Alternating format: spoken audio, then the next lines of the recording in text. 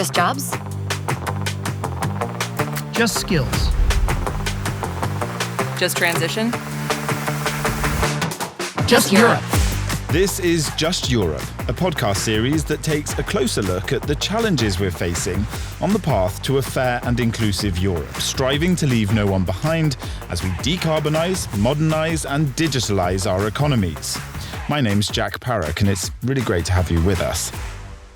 This podcast is all about how research and innovation and the projects around them practically help people to benefit from the opportunities of the transformation, whether it's about education and training, managing change together, or regenerating disadvantaged communities and regions. Here we're also about new ideas and research to support people, strengthen our social model and ensure a just transition for all. A just transition for all? This episode is all about that.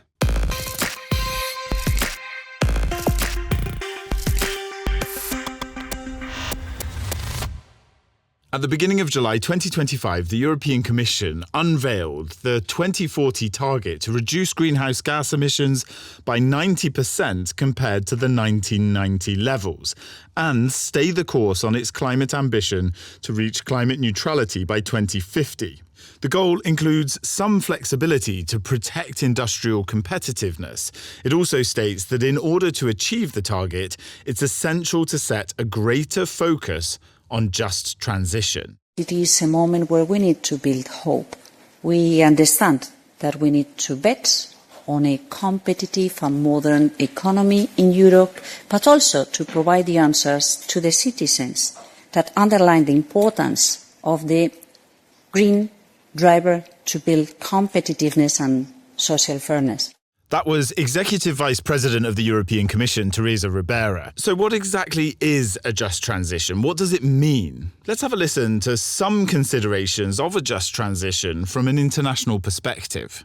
A just transition is fundamentally about putting people at the heart of climate action.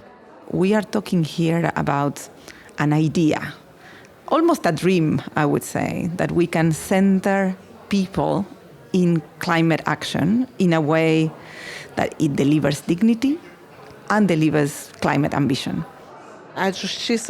Just transition means change for the better. In the center of just transition is workers' rights. There is a need also to support employers and to support enterprises. I don't believe that just transition that is discussed in these spaces is a just transition in the same way that the indigenous people view it. It's all about collective action and celebrating not just a dry academic, analysis of the climate science facts, but also, I think, a more bold, creative imagining of what a more just, equitable future, not just for young people, but for all people, can realistically look like. Those people we just heard from, we met them in Bonn, Germany, at the United Nations Climate Change Conference, held to prepare for the COP30 in Brazil. The conference brings together governments from nearly all of the world's countries, but it's also an important space for representatives from civil society to come together and have a voice at the table. In this episode, you'll hear from civil society, youth, indigenous people from the global north and the global south, as well as representatives of workers and employers. So let's hear some more about all of this in this report from Bonn.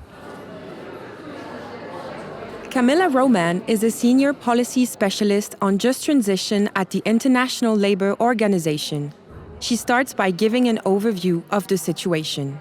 So the ILO is a specialized agency of the United Nations. We focus on the interface between the world of work and climate change and policy responses. Over 1.2 billion jobs globally are dependent on ecosystems and a stable climate. We also know that in 2020, over 30 million workers were exposed to heat waves, and productivity losses by 2030 will be equivalent to 80 million jobs. Acting on climate change is not only about the environment, it is an economic and social priority. But we also know that the transition itself, climate action itself, will have an impact on people.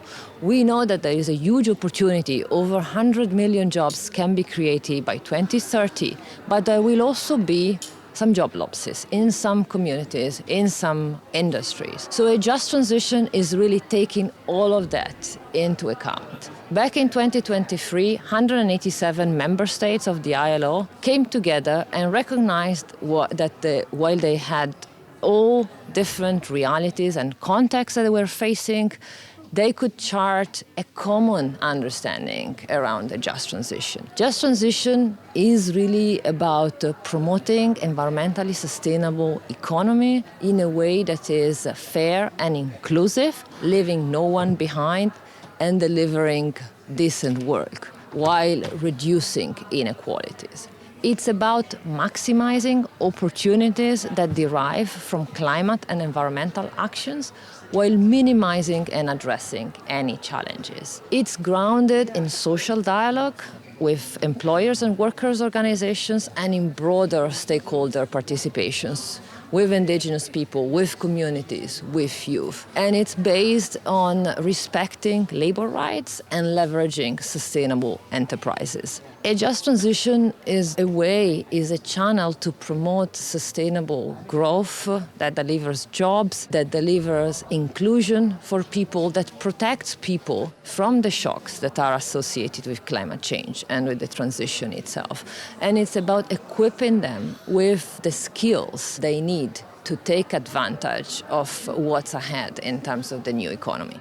And the international community is still trying to find this common understanding, a huge challenge. There is the policy part, but there is also the implementation part. Are we progressing or are we moving backwards? So I think that we are making progress. And I think it's important to bear that in mind. I think we are in a better place than we were some years ago when really there was a very limited recognition of the social and economic dimension of climate change and climate action. I think we've gone a long way since then. It's not enough yet. I think while we are making progress in the design of policies and solutions, I think the implementation part is still slower, let's say, and so we need to really increase the pace of this and really make sure that it translates into results on the ground. Of course, the European Union has been at the forefront in many respects, a fast mover on a just transition. I think experiences that are well known are that of Spain and Germany. Let me say a couple of words about Spain. Spain put in place just transition measures already for some years, and they've been also localizing responses to the specific needs and challenges of certain regions that were particularly affected by the energy transition. And this is the case of coal regions. So their response was really focused on the territories. They brought together local governments, industry, workers' organization to devise solutions that allowed for a revitalization of those coal regions, providing alternatives, retraining and reskilling and redeploying those impacted workers, and putting in place social protection to help them navigate change. Spain is indeed a very positive example, admits Annabella Rosenberg from Climate Action Network International, a global network of civil society organizations working on climate issues. Still, for her, the EU could do better. Is the EU on the right track? I think the European Union has, in its post-COVID strategy, experimented with what I think was a pretty bold approach to just transition. At least we in civil society, we see the EU just transition mechanism as something that, well, at least put on the table the basis of what is needed in terms of solidarity between countries to organize the transition. And we have observed that in countries that have the ambition to move away, for example, from coal, the just transition mechanism has really helped support the efforts, for example, of the Spanish government in a way that involved people. Of course, no transition is perfect, but at least it started some level of experimentation that we needed to have at a certain scale. So the tools are there, but we also need political leadership to use them in a way that advances both climate and social prosperity.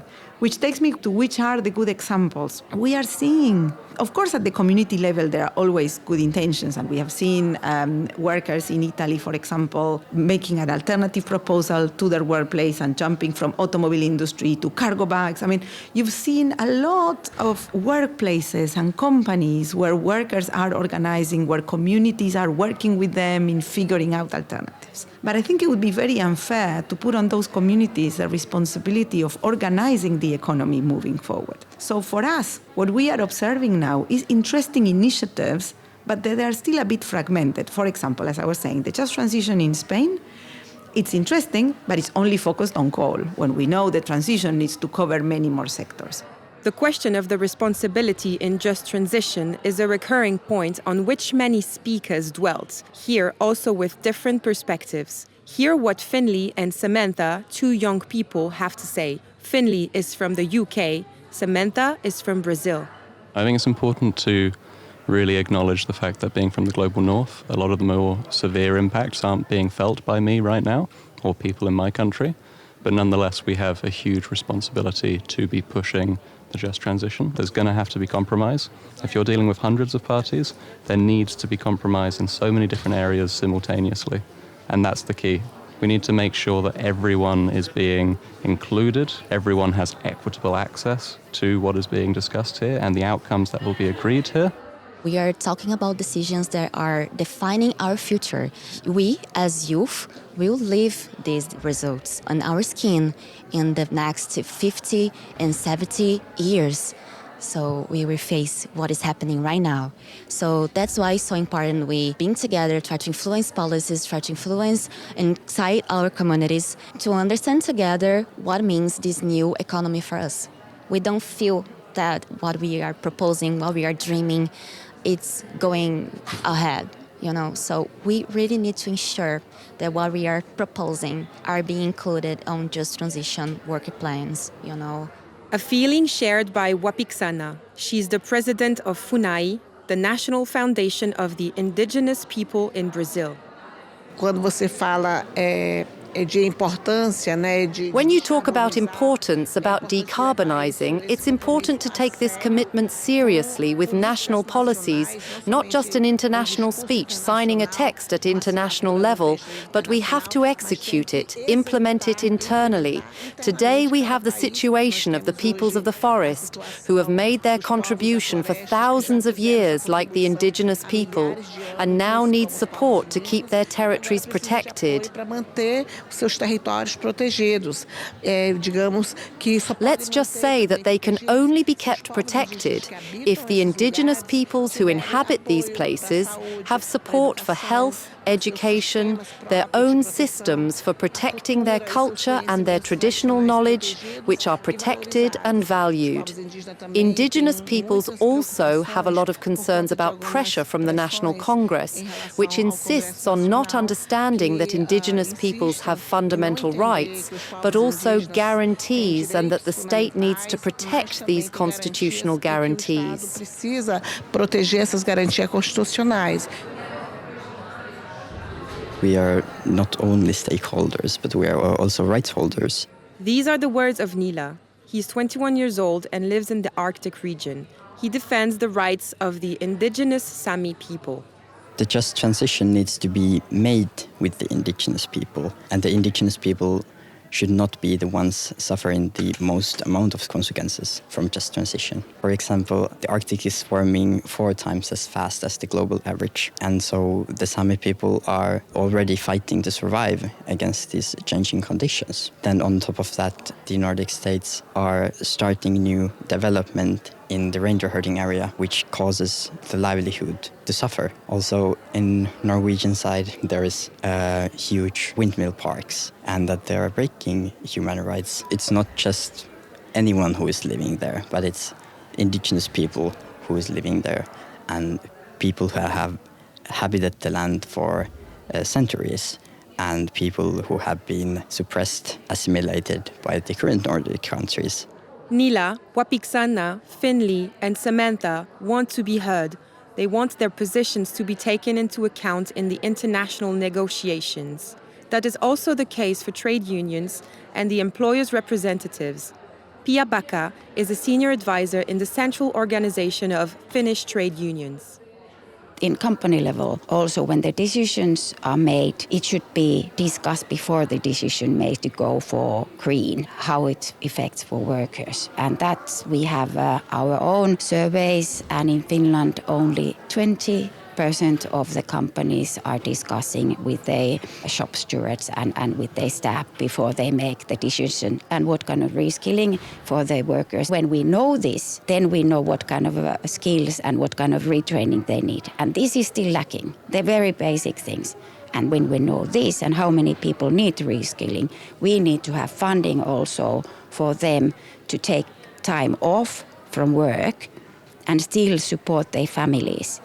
And this link is also quite poor. Even in Finland, I need to say, we do have a social security system and we have unemployment benefits, but it's been decreasing and it's not enough for living. Analysis shared by Bert de Wel, Global Climate Policy Coordinator at the International Trade Union Confederation. He denounces a step backwards in political will. So the climate urgency is increasing enormously. Politically, we see that there is many and huge challenges on how policymakers are dealing with it. And all the aspects of climate policy are being neglected, pushed back at this moment. Populist right-wing policies that simplistically frame climate policies as being bad for the people. We disagree strongly with this. We see that climate change is affecting people in their ordinary lives and at the workplace very hard, and we need to step up measures instead of these politicians that back off on the measures that are needed. I think, sadly, we see too many examples of where employers are missing in action and where they are too much linked up to government and political forces that try to reduce collective bargaining, social dialogue aspects. Of course, there are often employers that do very important and good work, and we are happy of them and we promote them together because we need them. So we want employers at the table. And the employer's representative want to be at that table. However, they are sounding the alarms that employers too need help to implement a just transition.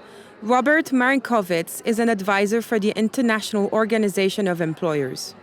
Part of the just transition is also providing a supportive framework for those enterprises and ensuring that they can enable the transition as well, right? So that's why there has to be a whole of society approach, because the labor market at the end of the day is made up of not only workers but also companies. So just transition is also about thinking what could potentially happen to a lot of enterprises and companies without a just transition. They might also find themselves with a business model that's being phased out, with business activities that don't fit. In conclusion, we're all part of the transition and co-responsible for making it a just one. It's something that affects all of society, and all parties we heard in this report agree that everyone should have a say in how policies and solutions are designed, but also, crucially, how they are delivered on the ground. That report came from Bonn and the UN conference. How do we do that? Designing solutions and delivering them on the ground if there may not even be a shared understanding of what a just transition is and what policies are most effective in making the transition a just one. Let's turn then to researchers who devote their work to finding the necessary answers. To react and comment and share her experience, we've got Nthabiseng Mohlakoana. Welcome and thank you so much for accepting our invite. You're a researcher at Delft University of Technology. And before asking you to react on what you've heard, can you perhaps start by giving us a little of your background and your area of expertise? I came to the Netherlands in 2010 to do a PhD in energy governance and innovation. And prior to that, I had been studying and working in South Africa as an energy and development researcher. And my area of focus was on low-income households that were either having a difficult time accessing energy for their basic needs or were not able to pay for their energy services. So my role as a researcher was to try and find solutions that could help these households through government policy. And for me, this was quite important. I grew up in a low-income household myself. Okay, we'll get to South Africa in a minute, but before that, my first question would be, what did you think about what we heard in the report from Bonn on just transition? It was very interesting. I think from my experience, a just transition depends on the people's context again, who you are talking to and what kind of situation they find themselves in. So for people that have high or are experiencing high levels of poverty, a just transition would be a way that would bring employment and alleviate poverty for them. And this is also was the outcome, one of the outcomes of the workshops that we've had, is that at the end, people come back to this question, what is this future we're all being pointed towards? And what is a just transition for me? Because I think it was very revealing and people got a wake-up call to say, hey, when we say just transition, we're not all talking about the same thing, because I'm talking about, something that will make sure that I breathe clean air, that I'm able to afford electricity, that we don't have asthma cases in our community because of the coal and the power stations. And the other person will say, for me, a just transition would be that I and my children and their children have secure jobs in the future, whether we still do it through coal or whether we find renewable energy industries. Yeah, so this brings us to South Africa then, where coal has remained very important as an energy supply. And a just transition has to sort of take into consideration the current circumstances and the desired goals.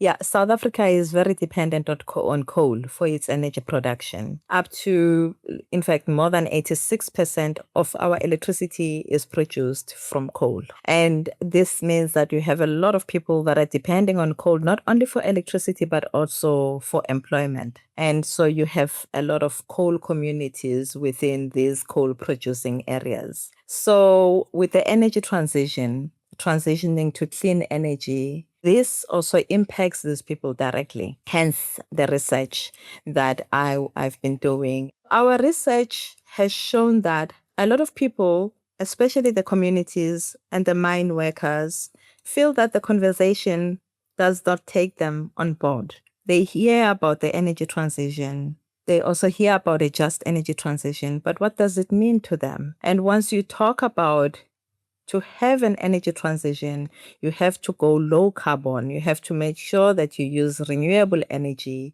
which means that you lower your consumption of coal or production of coal. That puts a lot of fear onto people because they think, okay, we're going to lose jobs. What about our future? We interviewed some mine workers to ask them, what about climate change? What we found was that a lot of people that we were talking to did not even know what the meaning of climate change is. They knew it in their own languages. South Africa has 11 official languages, one of them being English. So we take it for granted that when you speak English, everyone will understand. Yes, they will understand, but there are certain concepts and terminology that are not everyday speaking language. You don't talk about climate change just around the table, especially in low-income areas. People don't use that kind of language every day. So we found that people were like, oh, when you talk about climate change, they thought that you were referring to weather change. And they're like, what does coal have to do with the weather? That was, I think, for me, a realization that there's a lot that needs to be done when we're communicating about climate change, when we're communicating about the energy transition, and especially if we want the transition to be just. And how do we do that? How do we ensure that the transition is just? South Africa is one of the leading countries to put in place a collaborative agreement with international partners, including the EU, to finance its energy transition. Is it enough? Indeed, South Africa has very good policies. You have very good energy policies. The president took it upon himself to create a presidential climate commission, which was looking directly and focusing directly on the just energy transition. But what is a proper solution for the country to go forward? Because while you are doing that for South Africa, it's quite important to ensure that you also address the three issues that are key in South Africa: the inequality, the unemployment, and the high poverty.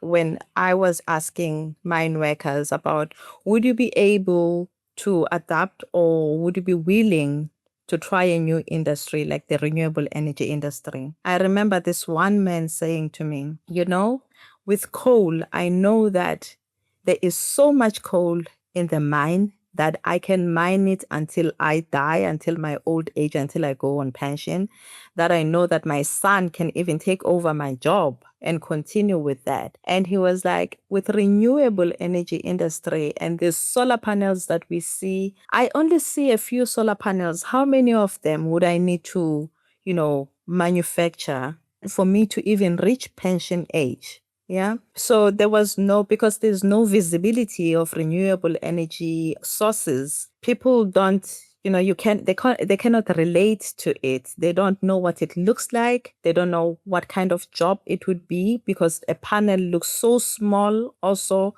they're just thinking, how are all these people that are in the coal industry going to now fit into this renewable energy industry? This was the key issue. So in order to address unemployment, one needs first the training and skilling of people, not only into renewable energy industry, but maybe look at opening other industries for people that they can go in. And that, I think, directly also addresses the issue of poverty, because the more people you get employed or where people have active employment, solid and stable incomes, that can address poverty. And that can also get people out of energy poverty as well. Because, I also found it quite shocking that I was in this mining area where, it's surrounded by coal mines. But a lot of people within that area were still living in energy poverty. They couldn't even afford that coal that was produced in their area. So, all right, to make people understand what a just energy transition is, to make its meaning sort of accessible to everyone, in your research you used a train analogy. Perhaps, can you elaborate on that a bit? I'll give you a background of this metaphor. In South Africa, like I said, we have these coal mining communities. Now, historically, coal miners used to get to the coal mines from their different villages, towns, or even from other Southern African countries using a train. So a train was always seen as this, method of carrying people to the mines. So when having workshops with communities and some labor movement or workers, they kept on referring to the train. Like they kept on saying, I feel like this just energy transition is leaving me behind. I feel like it's a train that is just speeding through. I'm not sure if I'm part of it. And if I'm part of it, what's happening? I just, because the conversation is just going too fast. I don't even know what the destination is. And it dawned on me and my colleagues as researchers that people are relating the energy transition to the language and are using the language that they are familiar with. So we thought, okay, I think it's much better to use the analogy of the train to actually talk about an energy transition. And what happens in the train? Well, the destination is a just future, just energy transition. The train has different classes. It has also different people that play different roles. You have the train conductor, you have the train driver, you have people that have the first class ticket, you have people that have the third class ticket. Some people ride the train without a ticket. But what role would they play? So what would be your train driver be? Who would they be? And who would be the person with the first class ticket? Who would be the person with the third class ticket or the person with no ticket at all? What kind of voice would they have? So we compiled a few questions that exactly talk about these kinds of roles and ask people in a workshop, the community members, the workers, and everyone was given different cards and they had to play that role. So it's a role play. Some people got a no ticket card and some people got a first class ticket. Some people got a train driver. Some people got maintenance. And this was quite interesting because of the way that people were also so open to this kind of, the questions. So what's your role if you're in the train maintenance department? So being in the train maintenance, also, if you translate that into the energy transition, this could be government officials or agencies that make sure that the energy transition process includes everyone. So if you are the train driver, perhaps you are the president that is driving the process forward. Yeah. So it gave people an opportunity to step into other people's shoes and say, if I do not have a ticket, but I really want to get to that just future, how do I get there? Yeah, I mean, that's indeed probably the most important question. Thank you so much, Nthabiseng Mohlakoana, for joining us and sharing your experience.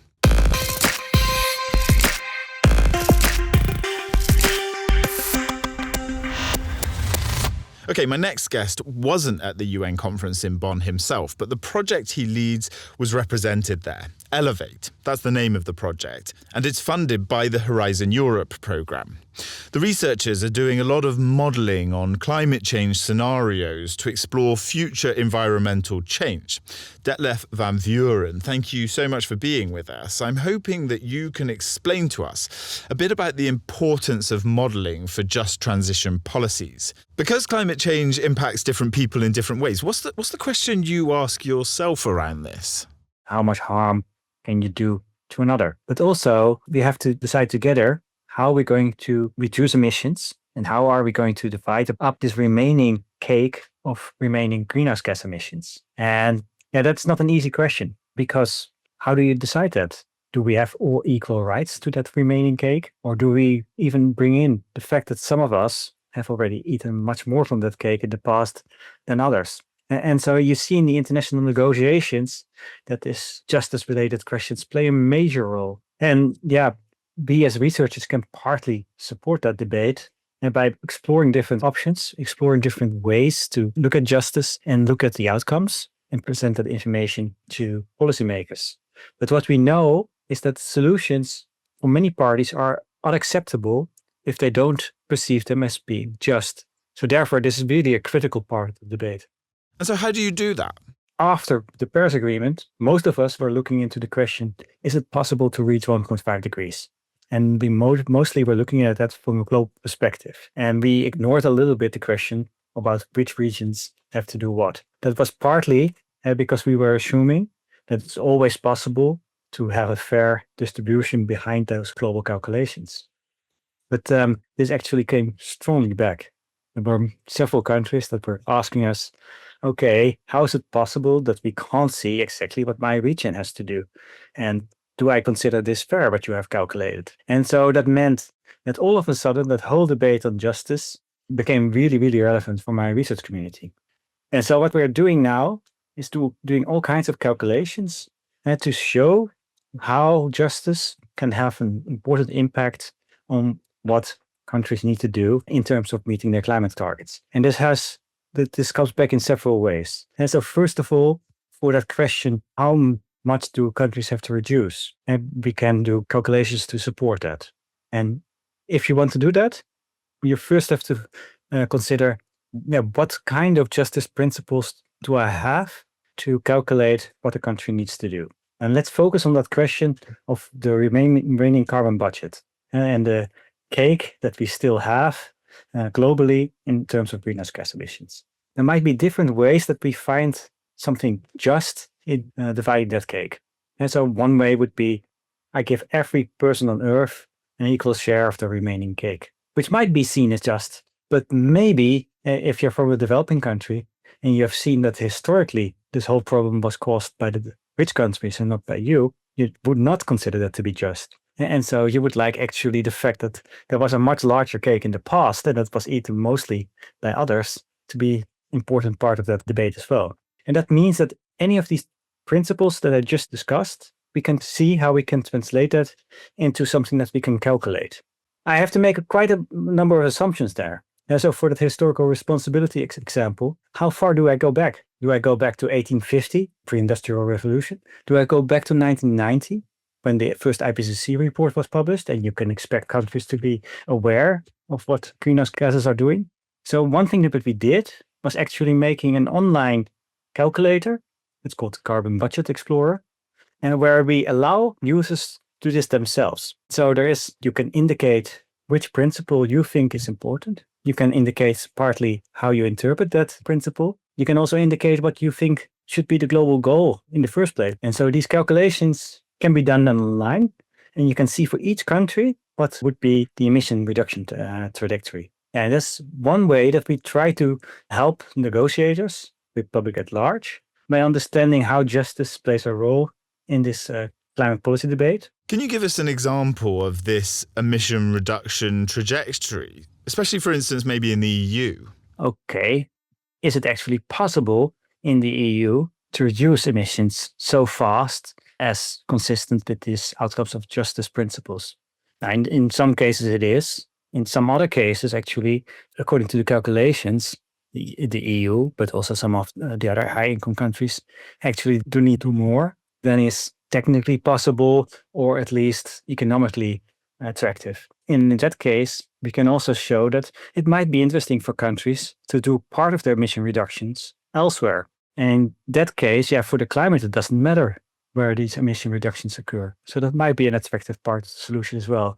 And how do you take into account certain aspects like, say, inequality, job impacts, or energy access in your calculations?